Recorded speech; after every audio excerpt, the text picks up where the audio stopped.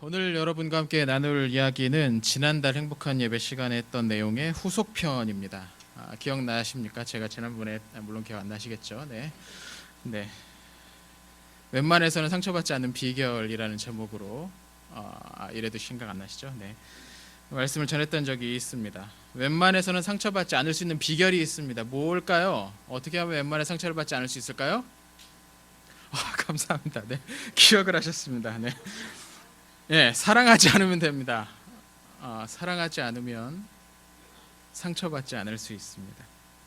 물리적인 상처야, 긁히고 찢어지고 부러지고 하는 물리적인 상처야, 실수하고 넘어지고 하면 누구나 당할 수 있습니다. 하지만 마음의 상처로부터 우리를 확실히 보호할 수 있는 비법이 있는데, 그것은 무엇이냐면 아무도 사랑하지 않으면 됩니다.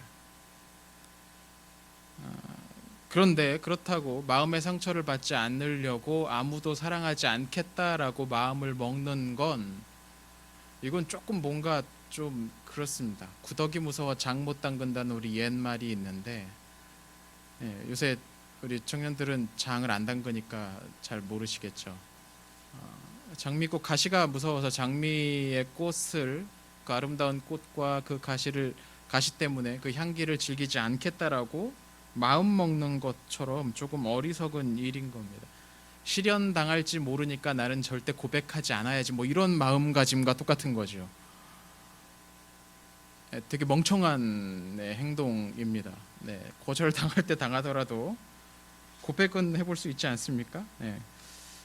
사랑은 비록 우리를 상처받을 수 있는 위협에 노출시킵니다. 하지만 또한 사랑은 모든 좋은 것들을 풍성하게 얻게 해주는 보물 상자이기도 합니다.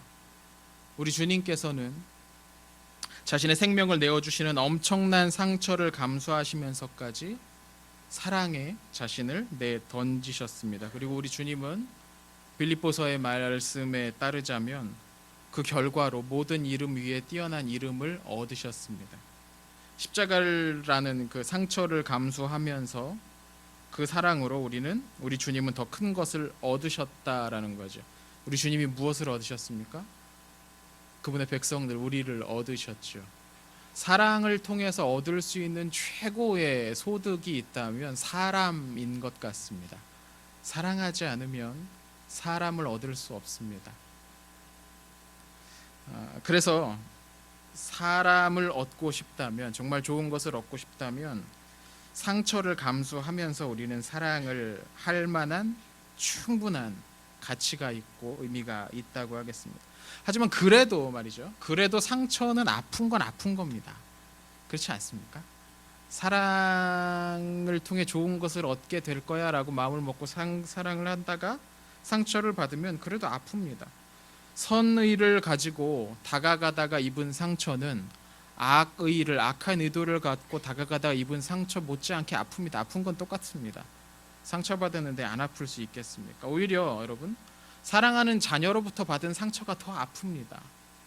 사랑하는 사람이 배신해서 얻게 된 상처가 더 크게 아픕니다. 나랑 아무 상관없는 사람이 나한테 뭐라고 하면 쟤 정신 이상한가 보다 하고 넘어가면 됩니다.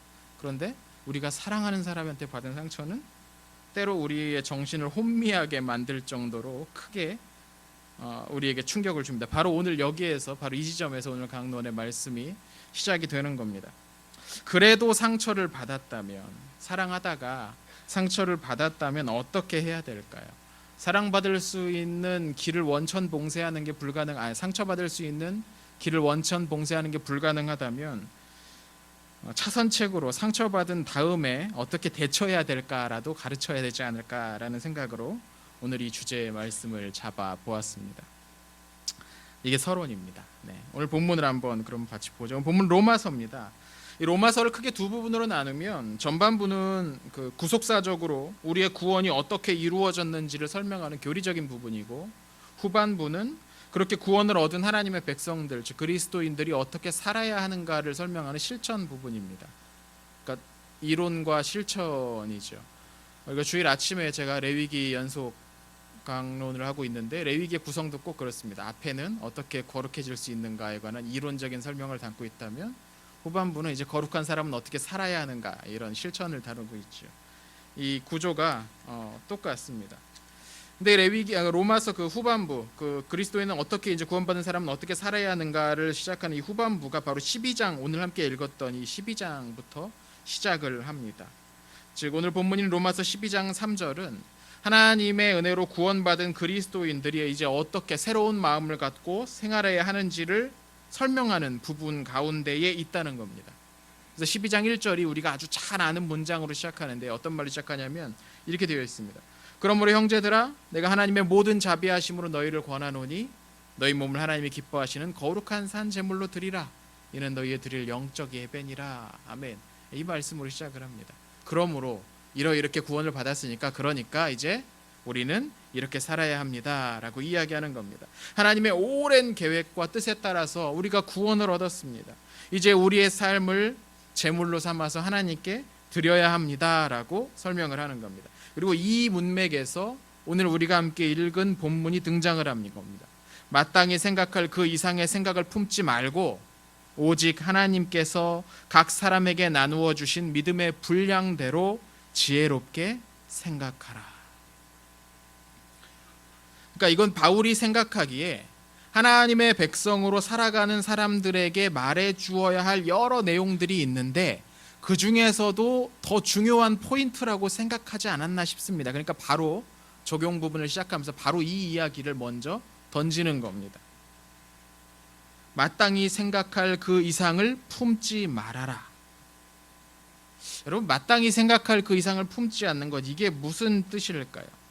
이 말씀의 적절한 의미를 알아내기 위해서 역시 문맥을 우리가 살필 수밖에 없습니다. 우리가 3절을 읽었는데 4절부터 이런 내용이 이어집니다. 우리가 커다란 한 몸에 서로 다른 부위다, 지체다, 서로 다른 부위들이다. 한 몸인 그 교회가 제대로 기능하려면 각자가 자기가 맡은 자리에서 자기가 받은 은사를 가지고 일해야 한다.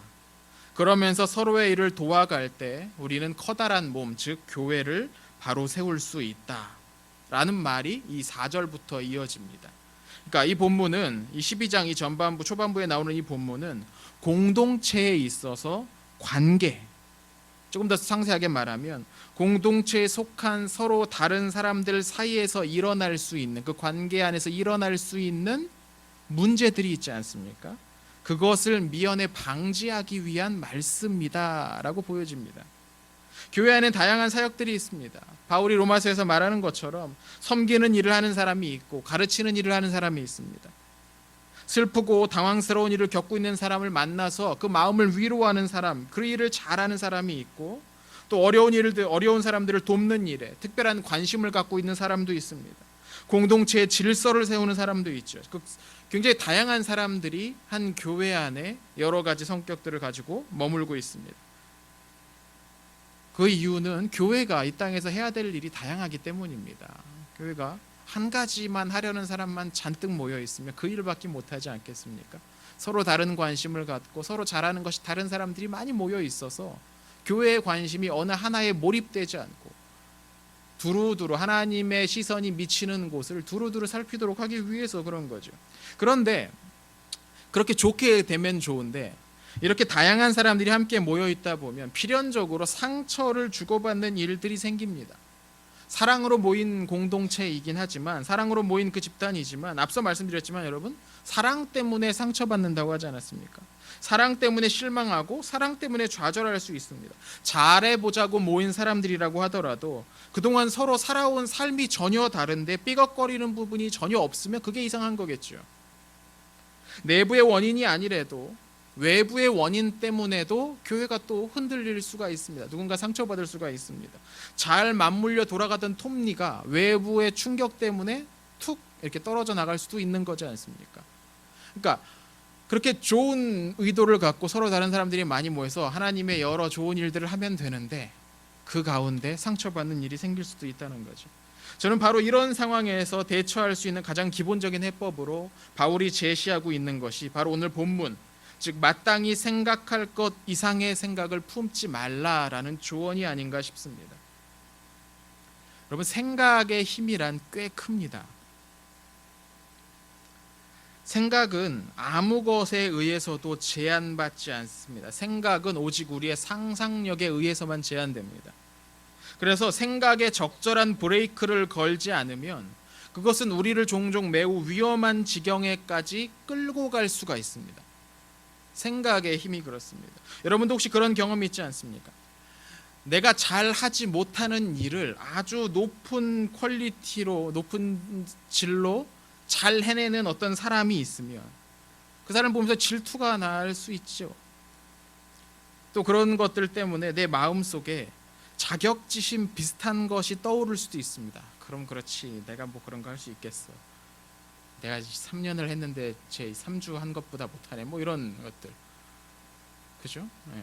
나는 가위질을 이렇게밖에 못하나, 뭐 이런 것들, 뭐 여러 가지 것들을 통해서 그런 마음들이 들 때가 있습니다.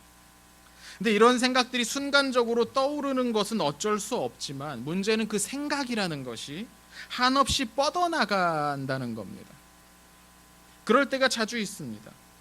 상상 속에 있는 그 질투심과 자격지심 같은 어떤 파괴적인 생각들은 실제보다 훨씬 더 과장되는 경향이 있습니다. 그래서 상상이 우리를, 생각이, 엉뚱한 생각이 우리 머릿속에 들어가서 생각에 생각을 쌓고 생각에 생각을 쌓고 또 위에 생각을 쌓다 보면 처음 실제는 정말 아무것도 아닌데 그냥 다시 하면 되는 건데 나중엔 생각이 뻗어나가다가 나는 완전 인간 말종이고, 또는 쟤는 진짜 완전 이중인격자에 완전 그 검은 얼굴 이상한 가면을 쓰고 있는 놈, 이렇게 되어버린다는 것이죠. 상상은 실제 사람을 두고 하는 게 아닙니다. 일단 우리의 생각이 한번 그 물결을 타기 시작하면은 상대는 실제보다 훨씬 더 괴물 같은 존재로 그려질 수 있습니다. 그리고 이미 그렇게 한번 딱 상대가 괴물 같은 존재가 되어버리면 우리의 생각 속에서 훨씬 더 쉽게 더 마음껏 비판하고 미워할 수 있게 되는 겁니다. 자신을 향할 때도 마찬가지입니다. 자격지심 같은 것이 있죠. 한두 번 실패하고 다른 사람과 비교하기 시작하면 자연스럽게 이런 생각 들 수 있습니다. 저도 예전에 이력서를 여기저기 교회에다가 막 여기저기 넣었는데 오라는 데가 한 군데도 없는 겁니다. 뭐 한 달 첫 번째 달은 그냥 이럴 수 있겠지 하고 넘어갔습니다. 근데 다음 달에도 이력서를 막 열심히 여기저기 넣었는데 답장이 왔습니다. 이제 됐구나 했는데 이미 뽑았다고, 이미 다른 사람 뽑았다고 답장한 겁니다. 2개월째, 3개월째가 됐습니다. 이제는 쉽게 못 넣겠습니다. 거절당할까 봐. 이걸 되게 고심고심해서 이제 딱 2통을 넣었는데 2통 다 연락이 안 왔습니다. 그래서 그렇지 뭐 내가 뭐 이렇지 하면서 난 안 될 거야, 또 넣어봤자 안 될 거야 하면서 멍 때리고 있는데 담임 목사님이 저를 부르셨습니다. 이런 거죠. 한두 번 실패하다 보면 실패할 수 있지 않습니까? 뭐 실패 안 하는 사람이 어디 있습니까? 그런데 그런 것들이 한번 생각이, 부정적인 생각이 머릿속에 팍 박혀버려서 그것이 상상력의 도움을 받아서 커져버리게 되면 우리 자신이 실제보다 훨씬 더 작아 보일 수 있습니다. 우리가 실제로 할 수 있는 것보다 훨씬 더 능력이 없는 그런 존재처럼 여겨질 수가 있다는 것이죠. 온 세상 가운데서 내가 최악의 상황에 처해 있는 것처럼 좌절하고 포기하고 나중엔 자신을 경멸하게 되기도 합니다. 그러나 여러분, 이 모든 것들은 과장입니다. 상상은 우리의 이성의 제어를 쉽게 벗어납니다. 그래서 실제보다 훨씬 더 안 좋은 상황을 만들어낼 수 있습니다. 아마도 바울은 이 점을 알았던 것 같습니다. 그래서 오늘 본문의 말씀처럼 마땅히 생각할 그 이상의 생각을 품지 마십시오라고 조언합니다. 그렇습니다. 이런 파괴적인 생각과 감정들이 우리의 사고를 지배하지 못하도록 해야 된다는 겁니다. 종교개혁자 마틴 루터도 비슷한 말을 한 적이 있습니다. 새가 우리 머리 위를 날아다니는 것은 어쩔 수 없다. 그런데 그 새가 우리 머리 위에 둥지를 트도록 내버려 두는 건 그 사람 문제다라고 합니다. 생각이나 감정은 꼭 새와 같습니다. 이건 우리의 자의에 따라서 떠오르거나 생기는 것이 아닙니다. 내부와 외부의 여러 자극을 보면 즉각적으로 어떤 생각이 떠오를 수 있고 어떤 감정이 떠오를 수 있습니다. 근데 그 감정이 떠오르는 것은 문제가 아닌데 그것이 우리 머릿속에 둥지를 틀고 가만히 자신이 살 수 있도록 여러 가지 것들을 만들어 가도록 내버려 두어서는 안 된다라는 겁니다. 물론 좋은 생각이라면 둥지 좀 틀면 어떻겠습니까? 하지만 악한 생각들도 있기 때문인 거죠. 그 생각이 그렇게 마음껏 뻗어나가도록 내버려 두거나 혹은 그 과정에 우리의 의지를 동원해서 도와줄 때가 있습니다. 새가 둥지를 잘 짓도록 우리가 의지를 동원해서 도와줄 때가 있습니다. 그렇지, 걔는 지난번에 보니까 이런 짓을 하더라고. 그러니까 걔는 나쁜 놈이야. 그래서 막 우리의 의지를 동원해서 막 그것들이 점점점 커가도록 하는 경우가 있습니다. 이런 것들을 두고 마틴 루터는 말하는 겁니다. 그것은 분명 문제다. 이것은 우리가 제어할 수 있는 일이라는 겁니다. 생각이 떠오르고 감정이 떠오르는 것은 우리가 제어할 수 없습니다. 그러나 그것이 구체화되고 점점점 커져가는 그 과정은 우리가 끊어낼 수가 있다는 것이죠. 바울과 마틴 루터는 동일하게 바로 이 부분을 지적하고 있습니다. 마땅히 생각할 그 이상의 생각을 품지 않도록 하는 것이 어떻게 그럼 우리의 그 상처를 낫게 하는데 도움이 될 수 있을까요? 마음의 상처라는 건 육체의 상처와도 비슷한 것 같습니다. 이건 임상적으로도 거의 증명된 사실입니다. 우리의 몸과 마음이 서로 완전히 분리되어 있지 않기 때문에 그런 결과가 나타나는 거죠. 여러분 몸에 어딘가에 외상을 입었다고 생각을 해보십시오. 팔이나 다리 뼈가 부러졌거나 살이 찢어졌거나 심하게 멍이 들었다고 한번 생각해 보십시오. 그럼 그 부위를 어떻게 하시겠습니까? 어떻게 해야겠습니까? 그 부위를 어떻게 하실 겁니까? 네? 가만둬야죠. 그죠? 네. 그죠? 일단 꼬매고 약을 바르고 깁스를 하고 할 수 있습니다. 근데 그 다음에는 가만둬야 되는 겁니다. 건들면 안 됩니다. 건들면 덧납니다. 육체의 상처라는 게 꼭 그렇습니다. 그 부위를 더 자극하지 않기 위해서 깁스를 하는 거고 깨끗한 거즈를 붙이는 것이고 상처를 꿰매놓고 하는 겁니다. 더 이상 건들지 않겠다라는 거죠. 나을 때까지. 마음의 상처도 비슷한 것 같습니다. 여러분 오해받을 때 있지 않습니까? 내가 하는 것과 상관없이 다른 사람이 나에 대해서 이런저런 생각을 품을 때가 있습니다. 여러분 상처받을 수도 있습니다. 또는 이런저런 심한 충격을 받을 수도 있습니다. 그런데 그런 상황에서 그 일들을 자꾸 끄집어내가지고 되살려서 지속적으로 묵상하고 연구하는 것은 해가 될 수 있습니다. 앞서도 말씀드렸지만 생각이라는 것은 언제나 실제보다 상황을 더욱 과장되게 그려냅니다.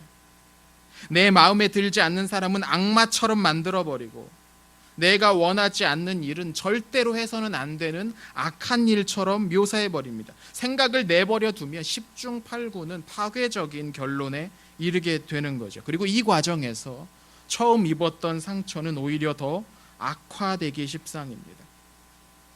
그렇다면 우리의 생각을 제어해서 마땅히 생각할 것 이상의 생각을 품지 않도록 해서 한번 벌어졌던 우리 마음의 그 상처가 더 벌어져서 치명상이 되지 않도록 잘 붙잡아 싸매어 놓는 것은 꼭 필요한 긴급 조치일 겁니다.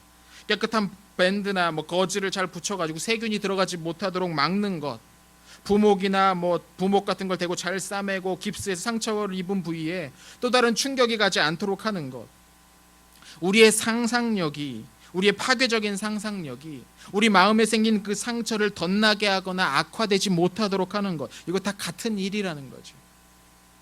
이것이 오늘 본문 하반부에 12장 3절 하반부에 나오는 지혜롭게 생각하는 방식인 것 같습니다. 생각을 지혜롭게 사용하십시오.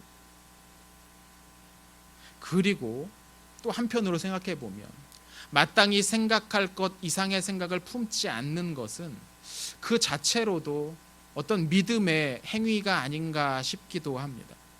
여러분 누가 마땅히 생각할 것 그 이상의 생각을 품지 않을 수 있겠습니까? 누가 한없이 뻗어나가는 우리의 상상력을 제어할 수 있는 힘이 있겠습니까?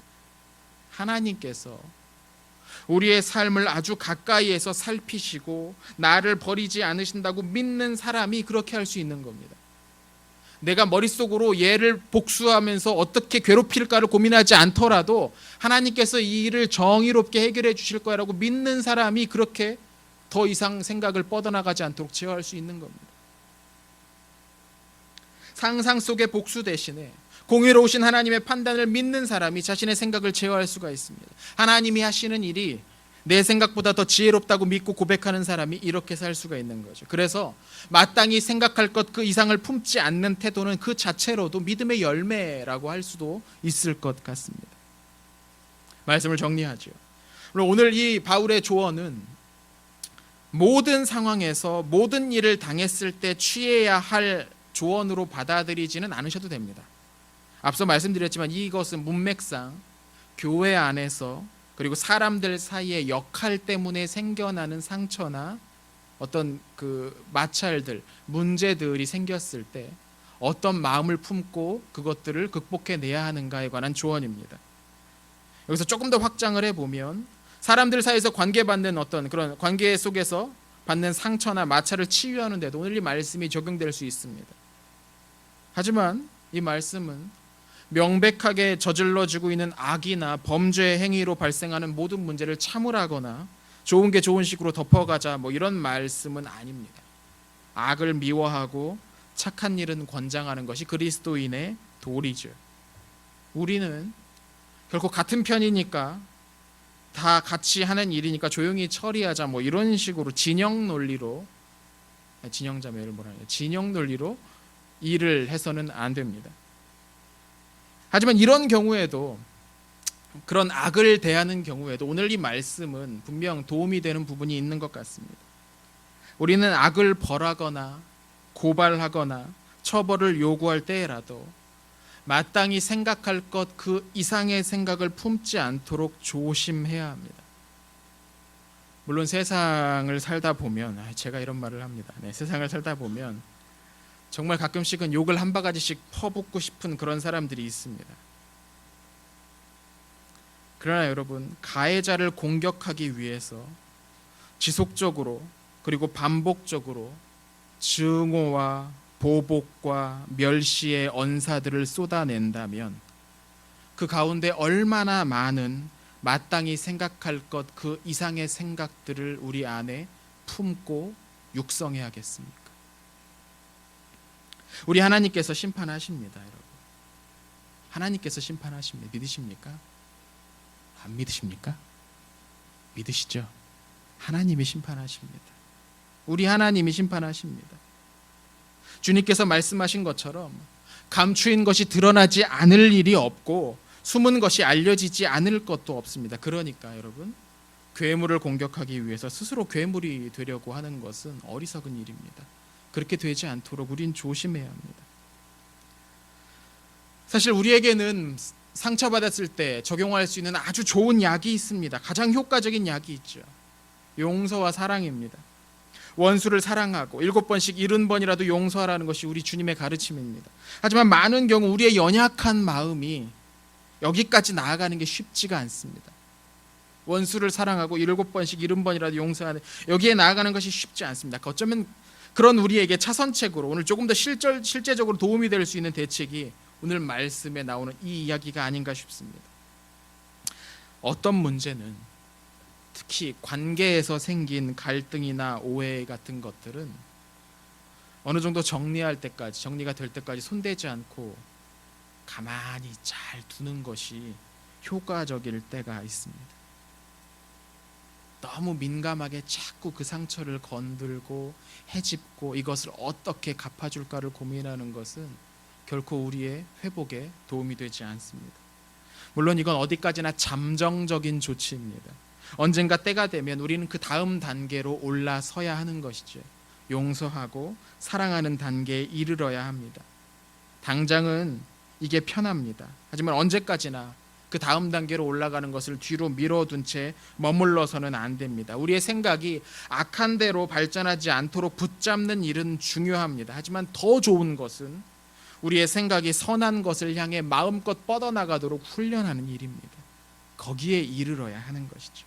우리가 주님을 대면하게 될 그때에 우리 안에, 우리의 생각 안에 선한 것으로 충만해졌으면 좋겠습니다. 하나님께서 우리의 연약함을 돌보시고 회복시켜 주시기를 축원합니다.